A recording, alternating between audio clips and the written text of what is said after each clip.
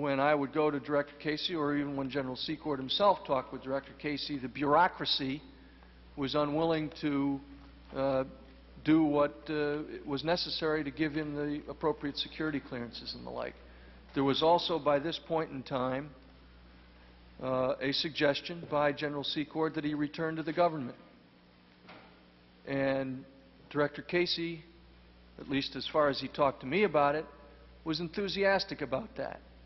And that it was seen by myself, and I guess by Admiral Poindexter, I assume that that's what it refers to, that that ought to be done, that there ought to be a cleanup, if you will, of the reputation problem that existed from his earlier and abbreviated tenure in the government.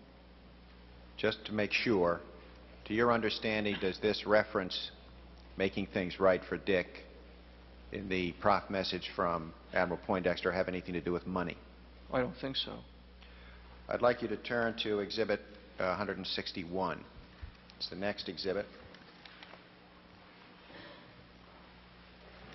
And the part I have reference to begins at the very bottom of the first page.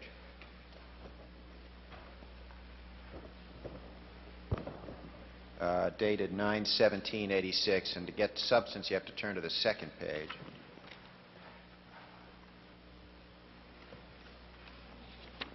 I don't have a second page, Counsel.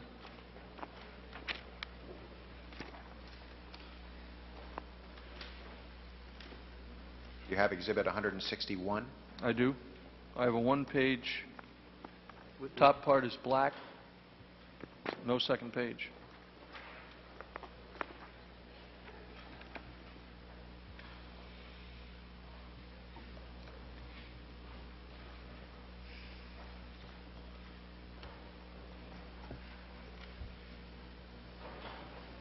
If you're hampered in answering my question because of the absence of the document, say so and we'll provide it later, and we'll return to it.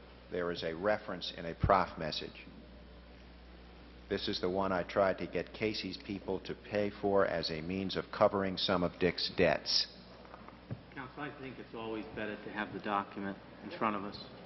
We'll return to it. It's 161. We'll simply return to it. Very good.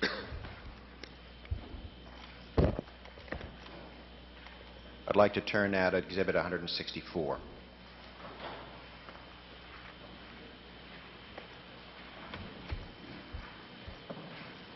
Do you have that in front of you? I do. That's a prof message of the same date, 17th of September, from you to Admiral Poindexter. I'm looking at one from Admiral Poindexter to me. Look at the one below it.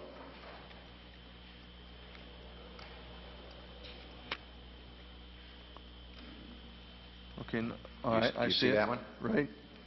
The first part of it deals with Iran. And down towards the bottom of the note, the middle of the bottom section of the note, there's a line that ends with the word CIA, and it reads as follows. CIA could not produce an aircraft on such short notice, so Dick has chartered the aircraft through one of Project Democracy's overseas companies. Why Dick can do something in 5 minutes that the CIA cannot do in 2 days is beyond me, but he does. How the hell he is ever going to pay for it is also a matter of concern. But Dick is a good soldier and never even groused about it. Was it your understanding at that time that Mr. Secord's accounts were out of money? Well, let me first of all try to figure out what we're talking about here. Okay, take your time.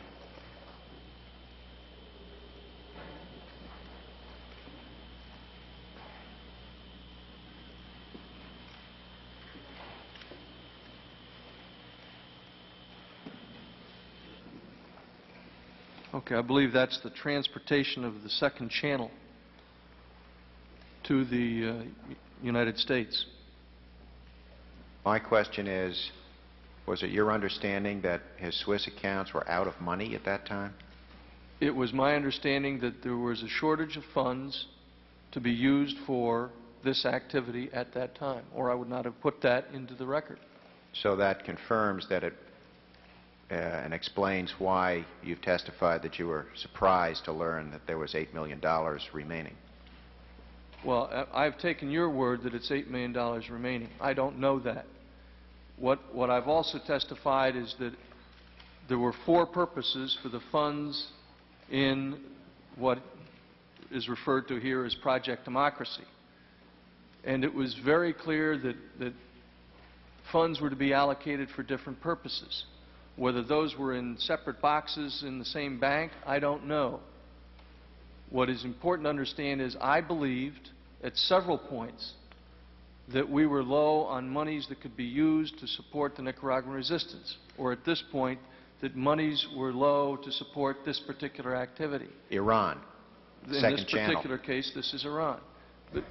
But it's also important you understand that it was always the intention to make this a self-sustaining operation, and that there always be something there which you could reach out and grab when you needed it. As Director Casey said, you want something you can pull off the shelf and use at a moment's notice. And I'm not trying to excuse anybody in this thing, least of all myself. The fact is,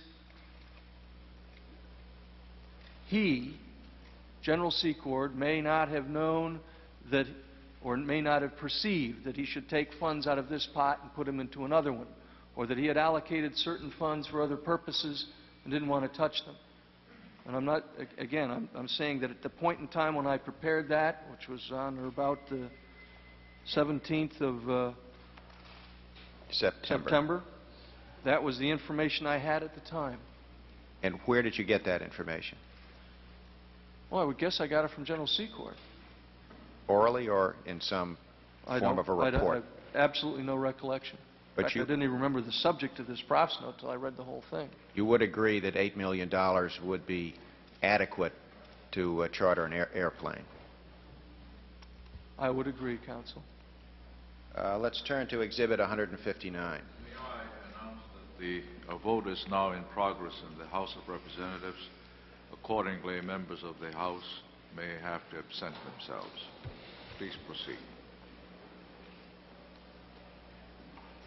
Do you have that in front of you? I do. That's a prof note also from Admiral Poindexter. It's dated September 13, 1986, which I believe is the same date as the one where he says, keep the pressure on Bill to make things right for Dick. At the bottom of the page, it states, also went over the Secord matters. Bill agrees Secord is a patriot. He will check into our suspicions. I told him he could get more detail from you. What is the meaning of the reference, our suspicions? I'm not absolutely certain about what that is, but I think it's probably what I referred to earlier as, that there was a lot of internal friction within the bureaucracy about General Secord, that there were people who just didn't like him, probably for the same reason that they don't like me. When you get things done in this bureaucracy, you step on toes, and he was certainly a man who got things done. The prof message seems to refer not to other people's suspicions, uses the word our suspicions. Well, was there a... I'm saying our suspicions about why this problem was being created for General Secord, the bad-mouthing, as it were. And I think that's what it refers to, although I do not recall the specifics at this point. Admiral Poindexter says that Casey could get more detail from you. Well, I knew of people at his agency who kept bad-mouthing him.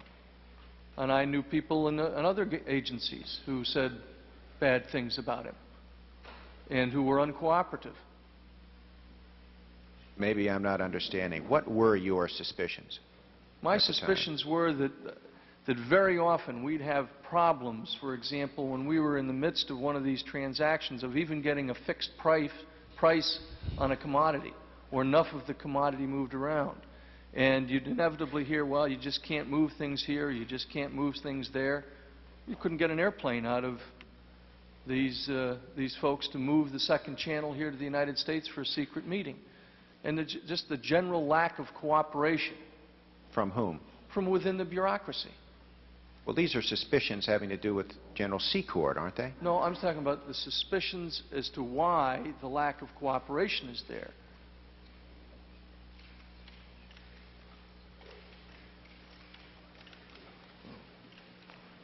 Yeah, okay, I am not certain at all that this refers to suspicions about General Secord. I'm saying our suspicions as to why people aren't cooperating in getting various things done along the line. I think the way that perhaps it looks as though I was suspicious of General Secord. That is not the intent, nor do I think it was Admiral Poindexter's. I mean, after all, the line above, Bill agrees Secord is a patriot. And that's what I was saying. This man is a patriot. He's given extraordinary time and energy to supporting our foreign policy, to carrying out this initiative, and we can't get people to cooperate on diddly.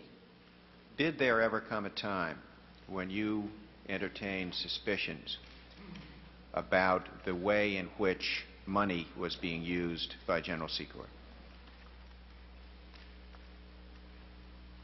I know certainly that these hearings have generated questions and suspicions and things like that. I don't recall a specific time before that that I perceived a problem with that necessarily. Did you ever perceive a problem or hear about a problem having to do with the pricing of arms to the Contras? For the Contras? Well, I know we had a big problem with pricing the May shipment, but that was to the Iranians. Just to make it clear, I'm asking you about, did you ever hear adverse reports or did you ever entertain suspicions that you weren't getting the straight facts from General Secord about the way he was handling the pricing of arms to the Contras? No, I did hear a report from someone in Central America that General Secord was overcharging on the arms that he delivered to the resistance. And I sought at that point in time a price list from him and compared those prices to those that others had gotten. Some were higher, some were lower. And I believe at the time I talked to Adolfo Calero about it, who was at that point in time the principal recipient of the arms from General Secord. I don't recall any other than, what you have was a very competitive environment down there. Once the U.S. government withdrew in 1984 from directly supporting the resistance, you ended up with a lot of folks out there running a very cutthroat business. There were two particular transactions or dealers that raised great concerns with Director Casey. One of them was a transaction of some $5 to $6 million from a broker who he was concerned had also been involved in reverse technology transfer to the Eastern Bloc. And he told me to do everything possible to discourage further purchases. The other one was a so-called warehouse operation that was being run in a Central American country that the agency and Director Casey in particular was very concerned about the source of their monies and the fact that this enormous warehouse of several millions of dollars worth of ordnance had been stocked up in that Central American country and the potential adverse consequences. And at one point he apprised me that he was concerned that that Central American country might have diverted ESF monies, U.S. economic support funds, to the military to purchase the arms that went in that warehouse. And so he told me that there shouldn't be any further transactions with that broker until such time as he resolved or they were able to resolve where those came from. I then talked to Mr. Calero and I talked to General Secord that they should avoid those transactions. My sense is that as a consequence of the advice I got from the director, to withdraw from dealing with those two dealers, that a lot of people start putting out very bad word about General Secord. And I think a lot of that was brought up here to Washington. I think it was made available to certain members of Congress. And I think that's where a lot of the adverse publicity came from. And the fact is that I was told by Director Casey that there should be no further dealings with those two arms brokers. And to my knowledge, General Secord never dealt with them. Ever, if he had up to that point, he certainly didn't do it again.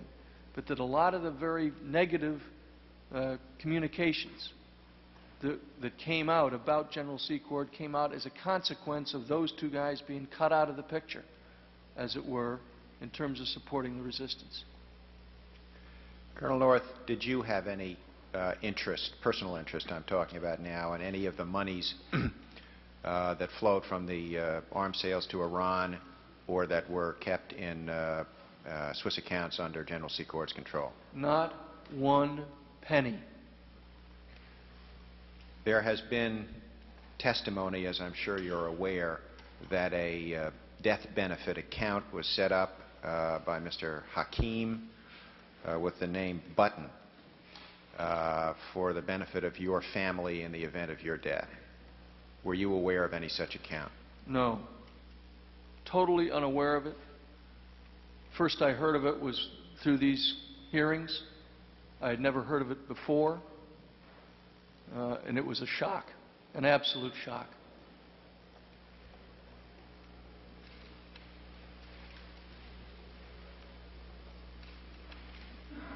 There is a testamentary document which has been introduced in evidence relating to a particular $2 million sub-account set up also by Mr. Hakim, which provides that in his death, General Secord can control the use of the funds, and in the event of his death, you can control the use of the funds. And it also contains a provision that if everybody dies, it will be distributed to their estates.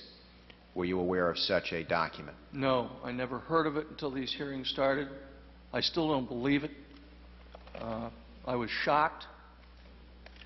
And I have absolutely no idea where that all came from whatsoever. Never heard of it before. And you never heard of the idea either, I take it? No, ever. I do want to make one point clear. I did at one point express concern.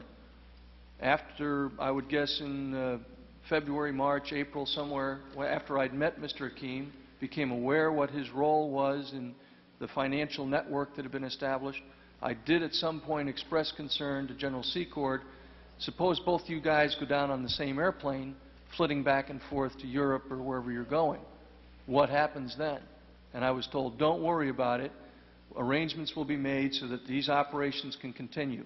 But nobody ever told me that a single penny was set aside for my purposes, for my benefit whatsoever.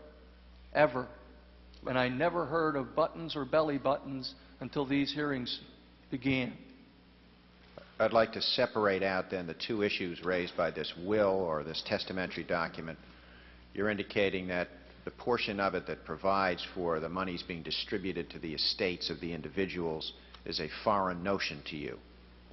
Excuse me, Mr. Chairman, could we please have a copy of the document It's which Exhibit counsel is 169. referring to? 169.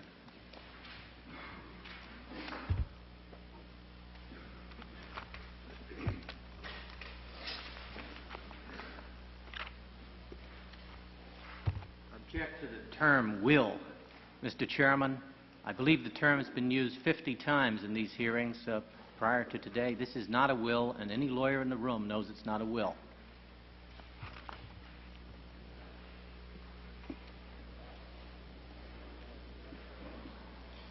It's the first time I've ever seen this document, ever. Understood. You've said that. I just want to separate out the issues. There's a part of the document that provides for distribution to individuals' estates in the event of death. It's on the second page.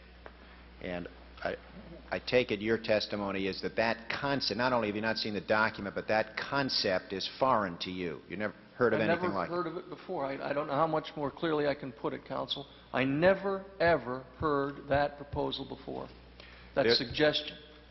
There's a second part of the document that relates simply to control over the use of the funds, and that's on the first page of it, second paragraph.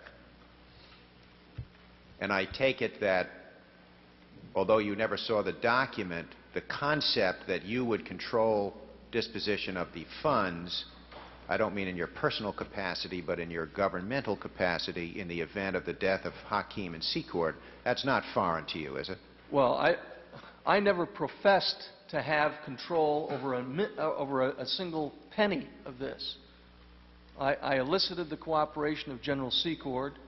To my knowledge, he cooperated in every case with the things that we asked him to do. But I never once saw those words, nor do I want to leave you with the impression that this was what I had in mind when I said to them, what happens if both you guys drop dead? I was more than willing to have anybody else they wanted so that we could continue the activities. But I didn't necessarily wish to become the person who had to fly back and forth to Switzerland. I've never even been in a Swiss bank. There's been testimony that several $1,000s was spent on a fence security system that was put in at your residence, and that the monies to pay for it came from General Secord. And my question to you is, were you aware, I take it there was a security system put in at your residence? There is a security system in at my residence. It has since this April been sufficiently supplemented that it is now extraordinary.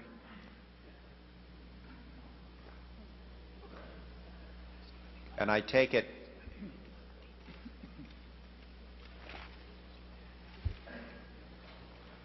were you aware that that security system was paid for by General Secord? Well, I'm going to waffle an answer. I'm going to say yes and no, and if you'd indulge me, I will give you another one of my very straightforward but rather lengthy answers. The issue of the security system was first broached immediately after a threat on my life by Abu Nidal. Abu Nidal is, as I'm sure you on the intelligence committees know, the principal foremost assassin in the world today. He is a brutal murderer. When I was first alerted to that threat by the Federal Bureau of Investigation in late April, I was simply told that there was a threat that had been promulgated by Abu Bakr, who is the press spokesman for the Fatah Revolutionary Council, which is the name of the Abu Nidal group. He targeted me for assassination.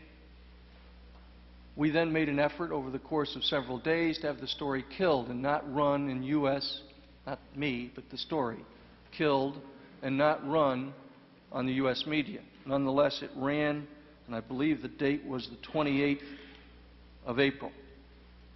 The initial assessment was that this was a response to the attack on Libya, which we had run a preemptive counterterrorist raid on Libya on the 14th of April, which I had a small role to play.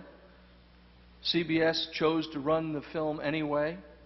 The FBI was then contacted again and asked what protection can be offered.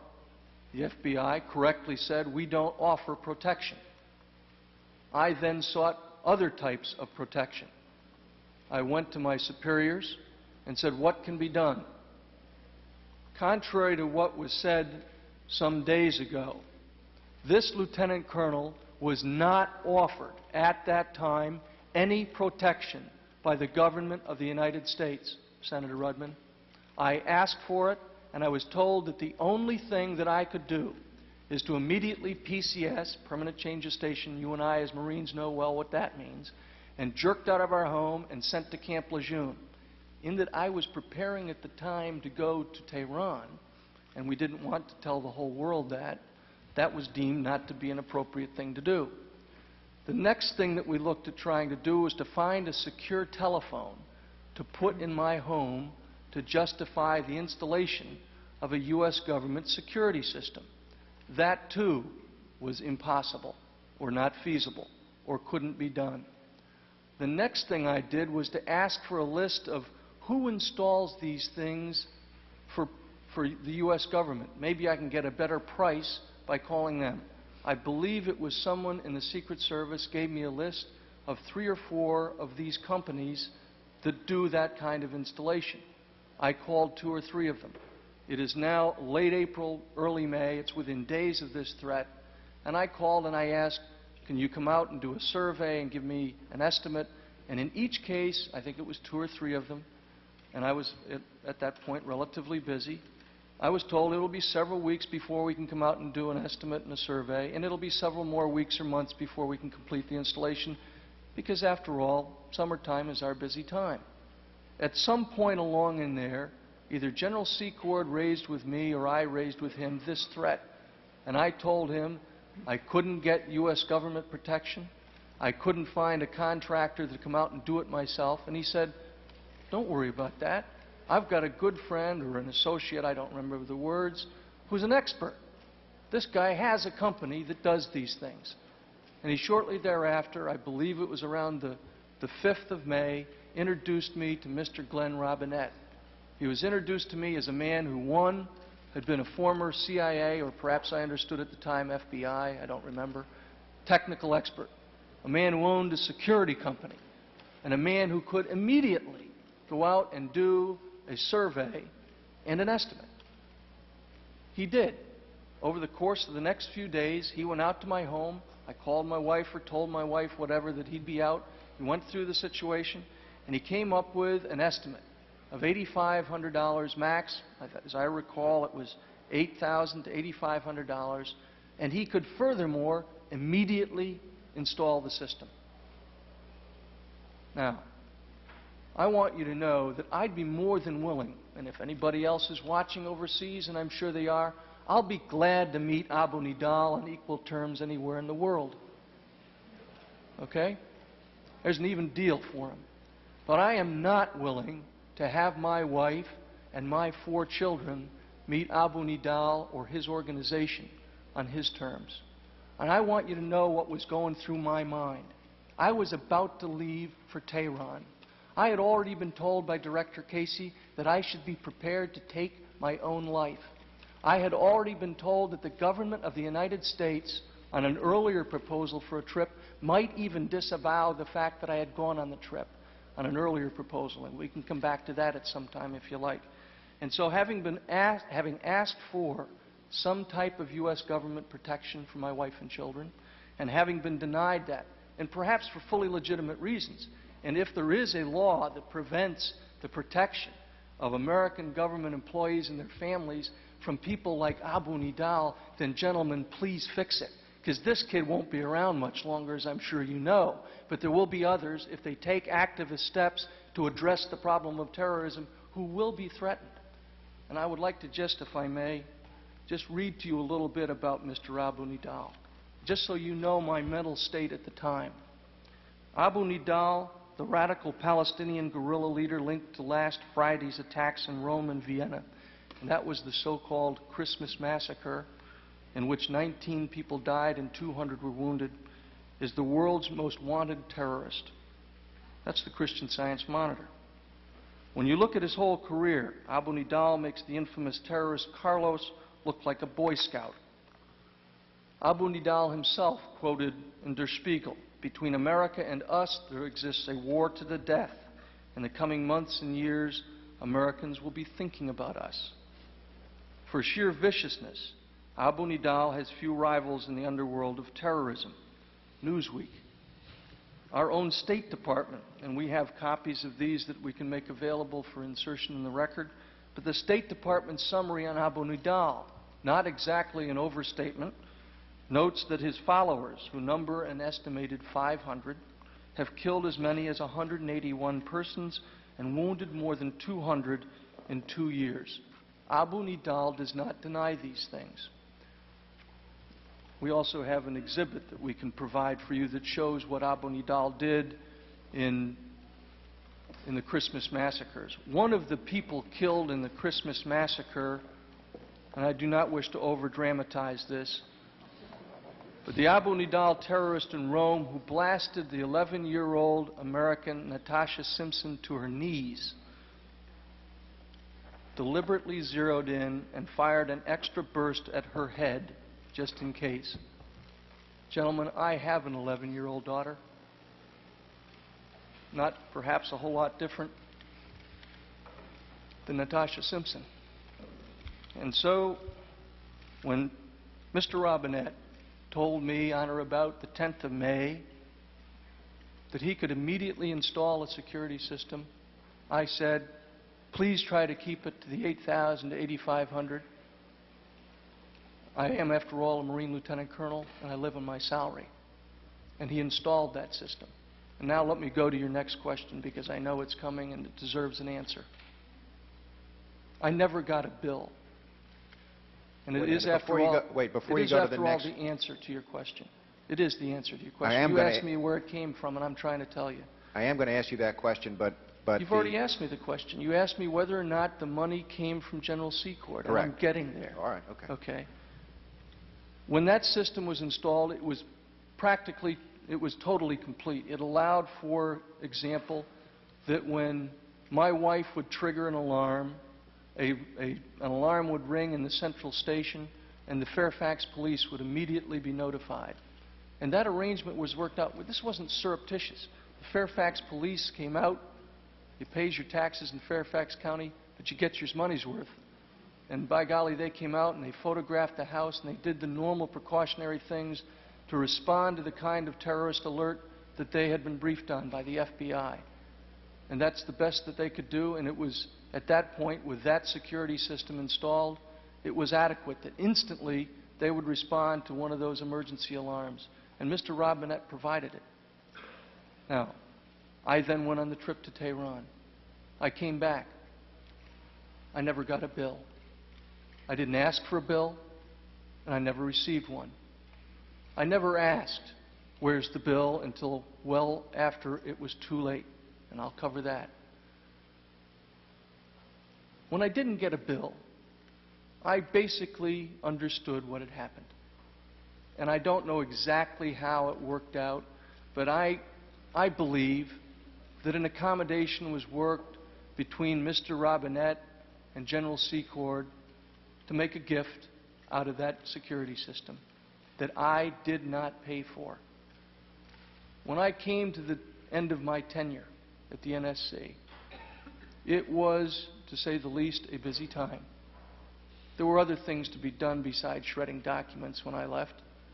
There was a lot of work to be done, and one of the things that I did was to sit and contemplate the previous 5.5 years of my work. And I am proud of that work. I believe that we accomplished a lot. But there was one thing that just didn't look right. And that was that for the first time in my life, I had accepted something that I hadn't paid for. And even though I honestly believe that the government of the United States should have paid for it, should have put it in, I then picked up the phone and asked for a bill. I got a bill. In fact, I got 2 of them. I didn't ask that they be backdated, but after all, Mr. Robinette is an old hand in the CIA. All right? The bills came with the old original dates, and I think there was another bill with a later date on it. And then, as I told you yesterday, I was going to tell you the truth, the good, the bad, and the ugly. Well, this is the truth. I did probably the grossest misjudgment that I've made in my life. I then tried to paper over that whole thing by sending 2 phony documents back to Mr. Robinette. It was not an exercise in good judgment. I don't believe I have any particular monopoly on bad judgment.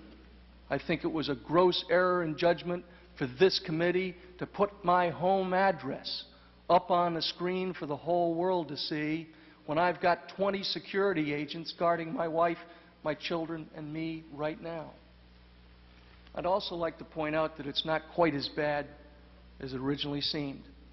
This year, and these things kind of come in Aprils, I guess, But this April, the FBI called again.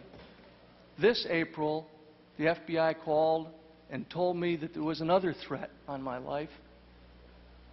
The big difference was, this year, I was back with a band of brothers that has a long reputation for taking care of its own. And the United States Marine Corps and the Naval Investigative Service of Naval Intelligence got together and immediately put security on me and my home, where my wife and children are protected. I can't tell you how grateful I am for that.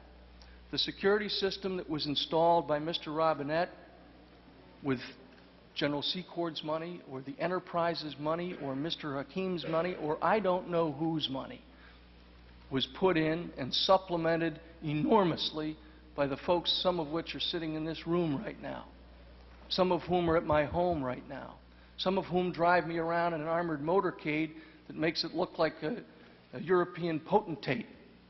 But the fact is, I am grateful for that assistance beyond measure, because when you think about what could happen when somebody like that is out to kill you and doesn't care if he takes out your children with you, you run out of options in a big hurry. I ran out of options. I think the government of the United States should have stepped up to it and didn't. Whether it's because of laws or regulations, I don't know. I admit to making a serious, serious judgment error in what I then did to paper it over. And I'm willing to sit here and admit to that. But I'm also suggesting to you, gentlemen, that if it was General Secord who paid the bill, whatever it was, I thought it was $8,000. Didn't learn until the hearing started it was more. I also suggest to you that if it was General Secord, first of all, thank you, General Secord, and second of all, you guys ought to write him a check, because the government should have done it to begin with. Thank you, sir. Thank you, Colonel North. I need to ask you one other question on this subject. I'll make my second answer shorter. The documents, which I believe you had reference to, that you wrote and backdated, are Exhibits 172 and Exhibit 173.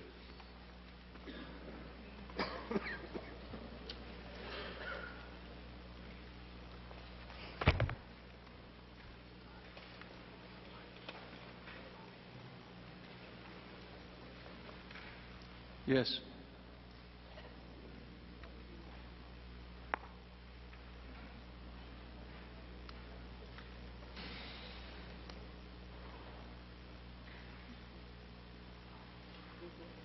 Before I get to the document, who was it that you made the request for security to, and who turned you down? Well, I went to, well, first of all, I asked the FBI what they could do about it. And the FBI told me, and I've since checked, and I was since told this again this April when they called about a threat this spring, that the FBI is not in the business of providing protection, and they indeed are not. I'm not necessarily, by the way, saying that I think they should have, because it is clearly not within their jurisdiction to do so.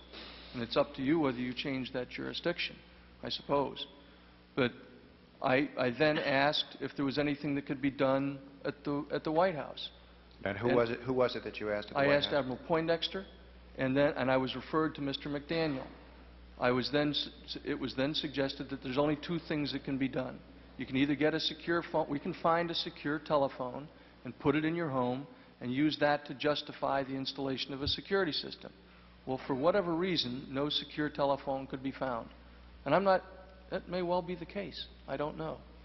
I was also told that the other alternative was immediate PCS to Camp Lejeune or another military installation, and which did not seem entirely practical given that I was getting ready to go to Tehran.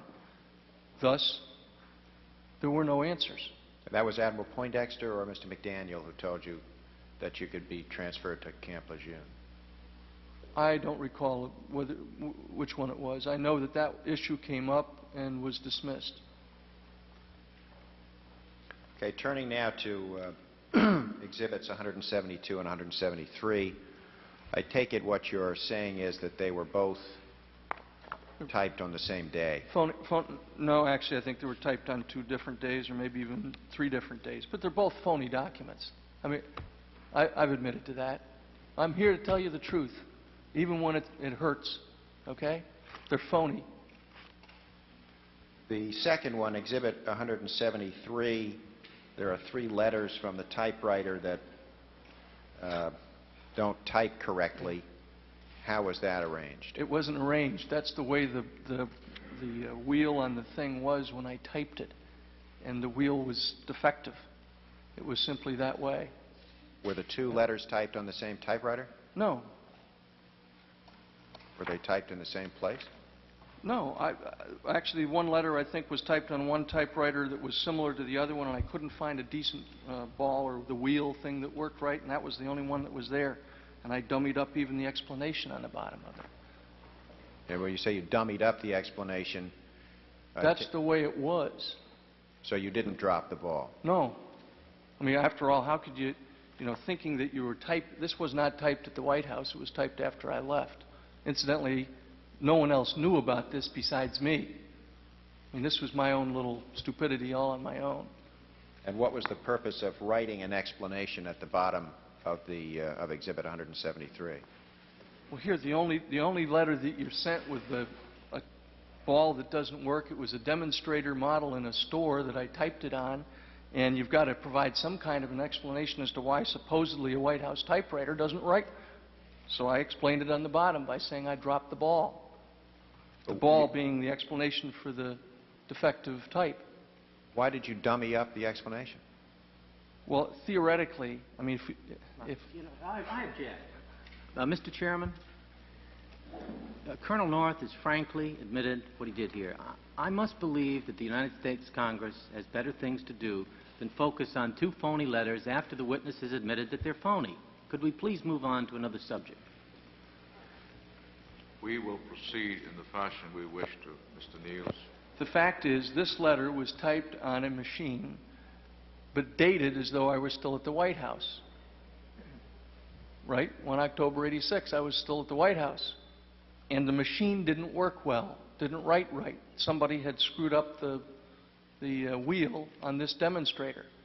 And thus, I had to explain why a White House typewriter, where they usually work pretty well, didn't work well. And so I put that note at the bottom. It was simply an explanation for why the typewriter didn't work as I had hoped it to. It's not more sinister than it appears.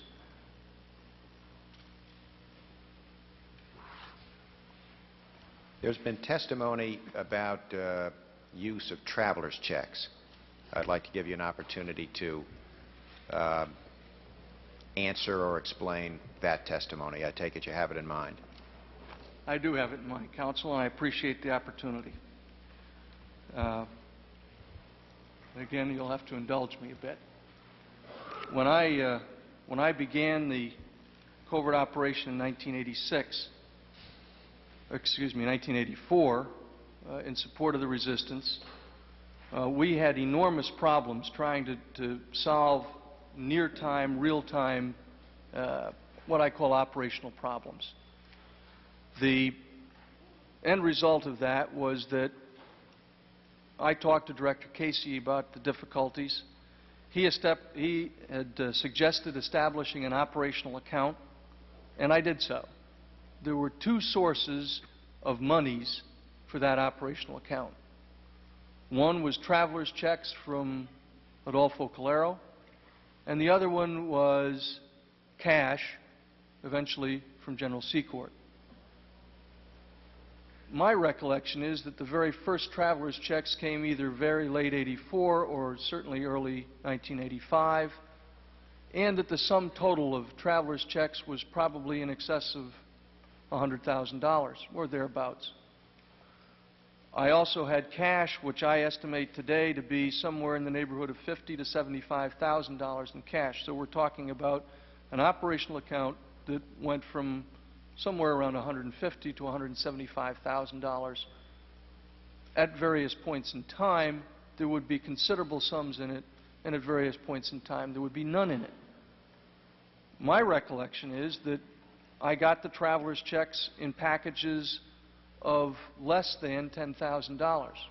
I understand that others have remembered elsewise, but that's how I remember it. Those funds were used to support the operations that we were conducting. They were used to support the covert operation in Nicaragua, and then eventually were used to support other activities as well. The fact that I had those funds available was known to Mr. McFarland, to Admiral Poindexter, to Director Casey, and eventually to Admiral Art Moreau over at the Pentagon. It was also came to be known to others, some of whom you've had testify here.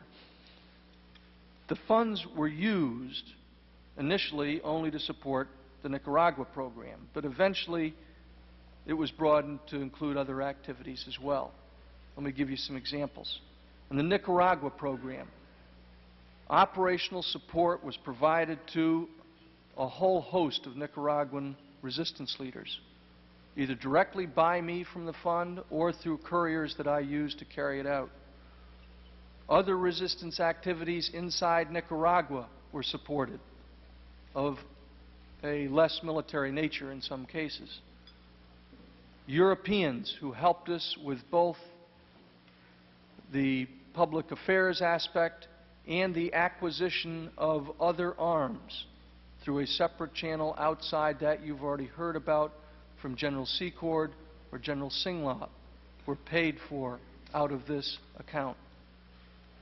Money was mailed from this account to addresses in Caracas, San Jose, Tegucigalpa, and San Salvador, among other places, to support activities inside Managua. The Indian movement, the Atlantic Coast Indian movement, was supported from this account, and meetings with the Atlantic Coast Indians, both the Masurasada and the Mosquito movement itself, were supported from this account. And eventually, the fund was used to support other activities such as a DEA hostage recovery activity and the assistance of another European who we have agreed not to talk about.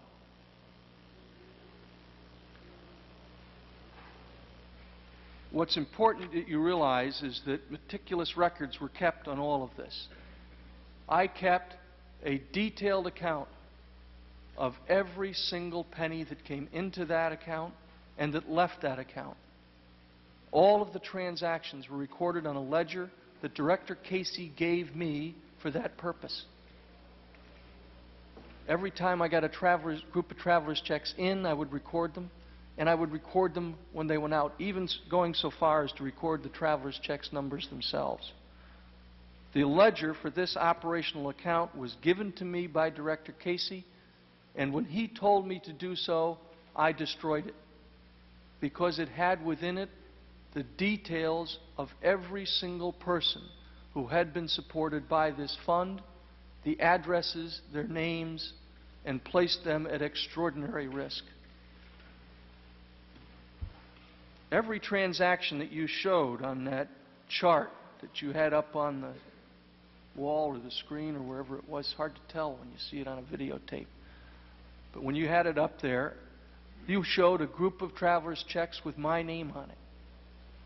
Every single one of those travelers' checks, which bore my name, were used by me to defray an actual operational expense as it happened.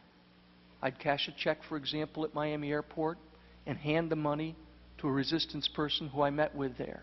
Or I flew myself off to some place because we were trying to avoid the use of appropriated funds. We used this account to live within Boland and to hide the fact that NSC travel was being conducted.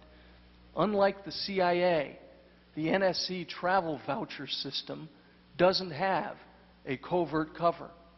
We had one Dickens of a time trying to protect my travel. And as you undoubtedly know, gentlemen, I made an enormous amount of travel. The schedule was brutal.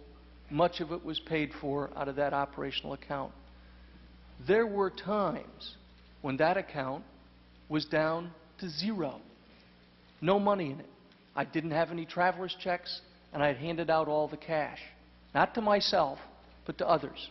Under those circumstances, I would use my own money Lieutenant Colonel Oliver North's paycheck money, his own money that he had earned, and I would use it for an operational expense. I would therefore make a notation in the ledger, spent $250 on going to Atlanta to meet with somebody. And the next time I got cash or traveler's checks, I would use those checks to reimburse myself. Every single penny on the checks that you saw that came to me was used to pay an operational expense on the scene or to reimburse myself. I never took a penny that didn't belong to me. Every single one of those checks. And I would also point out to you, counsel, that you don't have them all. Because by my own recognition and memory, there were checks used in 1986, and the ones that you depicted earlier were only 1985. And I used those traveler's checks right up until shortly before I was fired, but only for the purposes that you saw. And I realize that this hearing is a difficult thing. Believe me, gentlemen, it isn't as difficult for you as it is for a guy that's got to come up here and tell the truth. And that's what I'm trying to do. And I want to make it very clear that when you put up things like Park Lane hosiery, and you all snicker at it, and you know that I've got a beautiful secretary, and the good Lord gave her the gift of beauty, and that people snicker that Ollie North might have been doing a little hanky-panky with his secretary, Ollie North has been loyal to his wife since the day he married her. And the fact is, I went to my best friend and I asked her, did I ever go to Park Lane hosiery? And you know what she told me? Of course you did, you old buffoon. You went there to buy leotards for our two little girls. And the reason I wrote the check at Park Lane hosiery, just like the checks at Giant, is because I was owed my money for what I had spent in pursuing that covert operation. You gentlemen may not agree that we should have been pursuing covert operations at the NSC, but we were. We had an operational account, and we used the money for legitimate purposes within that covert operation. Does that answer your question, sir? Yes. Thank you. I have a couple of more on that subject. When was the ledger destroyed? My recollection is that the ledger, and I'm anticipating your question, I have tried as best I can to reconstruct not only that, but when a lot of the more intensified destruction began. My sense is that it was probably destroyed along about the 4th or the 5th of November. And I say probably because the initial discussions I had with Director Casey about this operation coming unraveled began right after the Hassenfuss shoot-down, which was early October. I think it was the 4th or the 5th of October. And then the discussions that he had shortly thereafter with Mr. Furmark, who told him that, oh, by the way, a lot of people happen to know that Ollie North has been using money from the Iranian arms transactions to support the Contras, or words to that effect. I then went on in a very intensive period of travel, and I must tell you that we intensified our efforts considerably. Knowing that this operation was coming apart, we made an extraordinary effort to get the second channel going, to open it up, and to get as many Americans out as we possibly could before it all came down. I believe that it was right after I returned from one of my early November trips. I had a meeting with Director Casey. Director Casey said, look, this revelation that's either occurring or about to occur is the end. At that point in time, he also told me, you ought to go out and get a lawyer. Now, from one of the guys who's one of the best lawyers in the world by my book, he used to remind me a lot not to say bad things about lawyers. I've been reminded about that since. Director Casey told me to get a lawyer because there was probably going to be a civil suit against me by associates of Mr. Furmark to recover their money. And so, in that whole process, somewhere between what I would judge to be the 13th of October and the 4th of November, he told me specifically, get rid of things, get rid of that book, because that book has in it the names of everybody, the addresses of everybody. Just get rid of it and clean things up. And I did so. Where did the money come from? The two sources that I remember very vividly were Mr. Calero by traveler's checks, sometimes given by him to me directly or couriered to me, and then also cash from General Secord. Did you ever, you've indicated that on occasion you advanced your own money and reimbursed yourself out of this fund. Were there occasions when it was the other way around? I don't understand. You borrowed from the fund Never. for personal purposes Never. and then reimbursed? Never. Did you ever permit Fawn Hall to do that? I did. As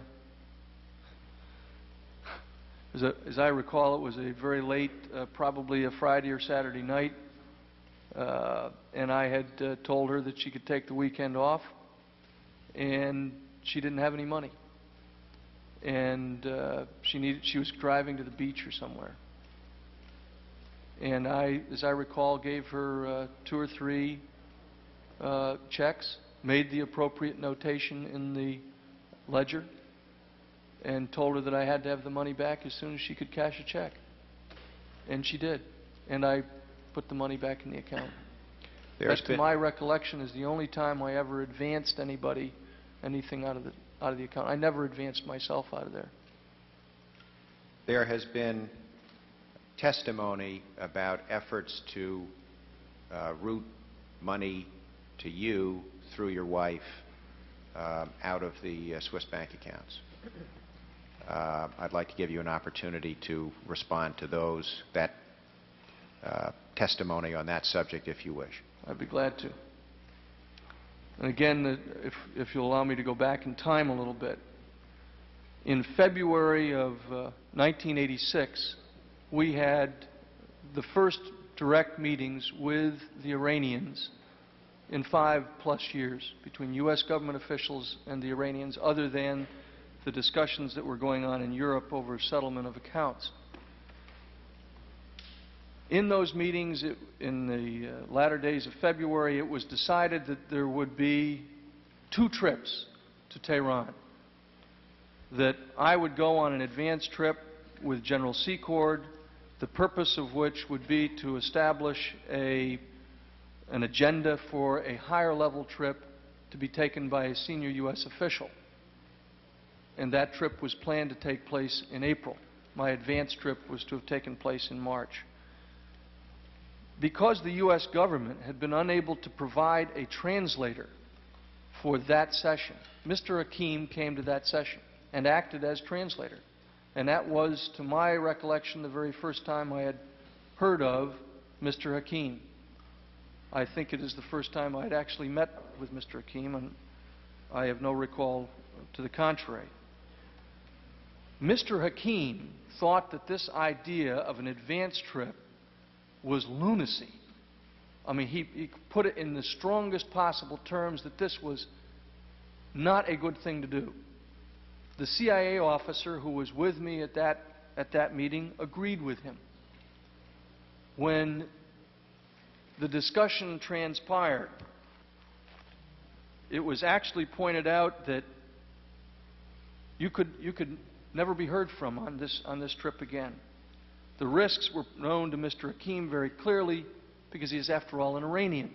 He fled the revolution that we now seek to get along with. The CIA officer thought that the trip was very high risk. When I later talked to Director Casey, and this was within days of this whole event, Director Casey raised another issue. And that was, first of all, the trip, because it is so black, this advance trip is so hidden, that we're going to use non-U.S. government assets throughout European or Middle Eastern airlines, no U.S. air registration air flights. You might never be heard from again. The government might disavow the entire thing. And furthermore, I, Bill Casey, am not going to let you go unless you are prepared to deal with the issue of torture. But we knew by then that Bill Buckley, a man who I knew, was probably dead, and that he had been tortured. We knew that he had given as much as a 400-page confession under torture, that we were making every effort to recover. And Director Casey told me that he would not concur in my going on the advance trip unless I took with me the means by which I could take my own life. I did not tell my wife and children that, and they may be hearing it for the first time right now.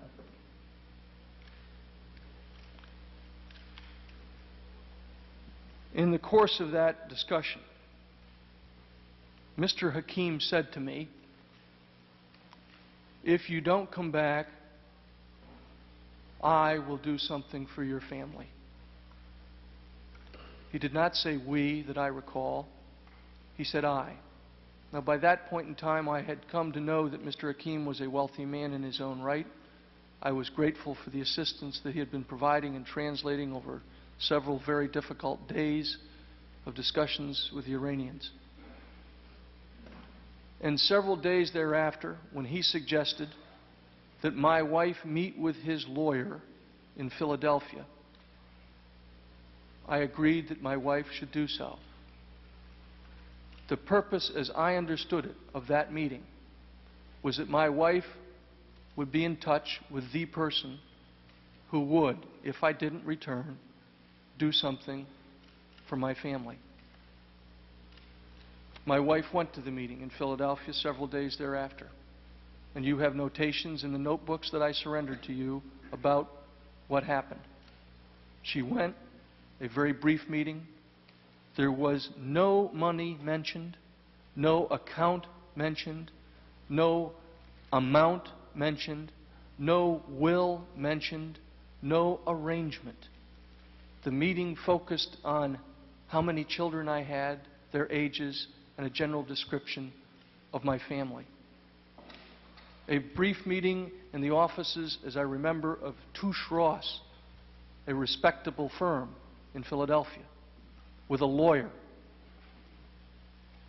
I then went, and thank God, returned safely from Iran. After that trip, there was one more call to my wife from the lawyer. On or about the 1st of June, almost immediately after my return from Tehran, the lawyer called again and asked for the name of an adult executor for our family, in the event, I suppose, that neither my wife nor I were around. I told my wife, do not call him back. It is unnecessary. She never did. She never heard from him again, and she has never made contact with him again. No money was ever transferred to my possession, control, account, or that of my wife, or that of my children. I never, ever heard about belly buttons until these hearings began. Does that answer your question, Counsel? Yes, and I take it that in answering the question, you've been telling us what happened at certain meetings that I take it were attended only by your wife, and I take it you're testifying to what you've been told by her.